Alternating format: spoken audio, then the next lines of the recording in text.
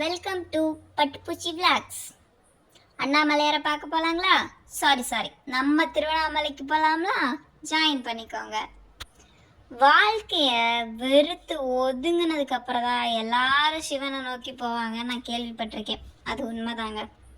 எனக்கு வாழ்க்கையில் ஒரு ஈர்ப்பே இல்லைங்க.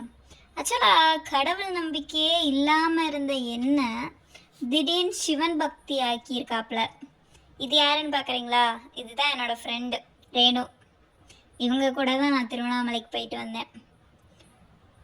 கடவுள் நம்பிக்கைன்றது எனக்கு துளி கூட கிடையாது. போவேன், சாமியை கும்பிடுவேன், எல்லாரும் நல்லா இருக்கணும்னு நினைப்பேன், வருவேன். எனக்குன்னு நான் இது வரைக்கும் சாமி கும்பிட்டது கிடையாது. ஃபஸ்ட் டைம் நான் என் அப்பனை நோக்கி போனேன். அதை விடையும் திருவண்ணாமலையிலேருந்து சாமி வர வச்சு தான் நான் போயிருக்கேன்னு எனக்கு ஒரு நம்பிக்கை. ஏன்னா எல்லாரும் வீடியோவில் பார்த்துருக்கேன், எல்லாம் சொல்லுவாங்க அண்ணாமலையார் அழைக்காமல் யாரும் அந்த எல்லைக்குள்ளால் போக முடியாது அப்படின்ட்டு. எனக்கு என் அப்பா எனக்கு அழைப்பு கொடுத்ததுனால தான் நான் அங்கே போயிருக்கேன். பாருங்கள் காய்ஸ், எவ்வளோ க்ரௌடு, எவ்வளோ கூட்டம். காலைல 7 மணிக்கு கோயிலில் என்ட்ரன்ஸில் இருந்தேன். 12 மணி வரைக்கும் கோயிலில் சுற்றிக்கிட்டே தான் இருந்தேன் லைனில். ஃப்ரீ டிக்கெட் தான் வாங்கினேன் காய்ஸ். எப்படி இருந்தாலும் என் அப்பனை பார்க்கணும்னு முடிவு பண்ணிட்டேன். பார்க்காம வெளியே வரவே கூடாதுன்னு முடிவில் தான் போனேன் காய்ஸ். ஏன்னா 8 வருஷத்துக்கு முன்னாடி இதே கோயில் வாசலில் வந்து நின்றுருக்கேன். ஆனால் கோயில் உள்ளே போனது கிடையாது.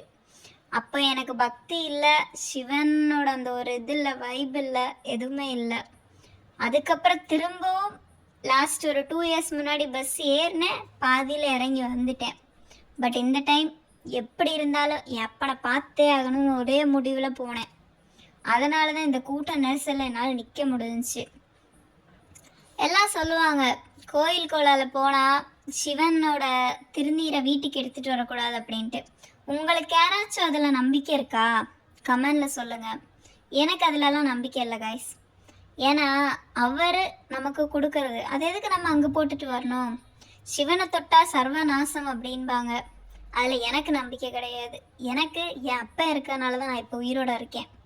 ஃபஸ்ட்டு சிவபெருமான் என் கூடையே இருக்கிற மாதிரி எனக்கு ஒரு ஃபீல். இப்போது நம்ம வாழ்க்கையில் எதுவுமே இல்லாமல் ஒதுங்கி உட்காரும்போது தான் நமக்கு அந்த ஒரு வைப்புன்றது கிடைக்கும். 7 மணிக்கு உள்ளே போனேன் காய்ஸ். 8 மணி ஆச்சு, 9 மணி ஆச்சு, 10 மணி ஆச்சு, 11 மணி ஆச்சு. கடைசியாக 12 மணிக்கு என் அப்பனை பார்த்து வெளியே வந்துட்டேன். அப்போ தான் இந்த குட்டி காட்சியை பார்த்தேன். அப்படியே என் மனசுக்குள்ள ஒரு ஆனந்தம். அப்பா, எவ்வளோ நாள் நான் ஆசைப்பட்டது கடைசியாக சாதிச்சிட்டேன் அப்படின்ட்டு.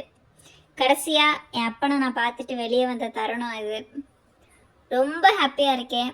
இதுதான் என்னோடய ஸ்டார்டிங் பாயிண்ட் நினைக்கிறேன். என் வாழ்க்கையில் எல்லாரையும் எதிர்பார்த்துருந்தேன். இனி என் வாழ்க்கையில் யாரையும் எதிர்பார்க்குறதா இல்லை காய்ஸ்.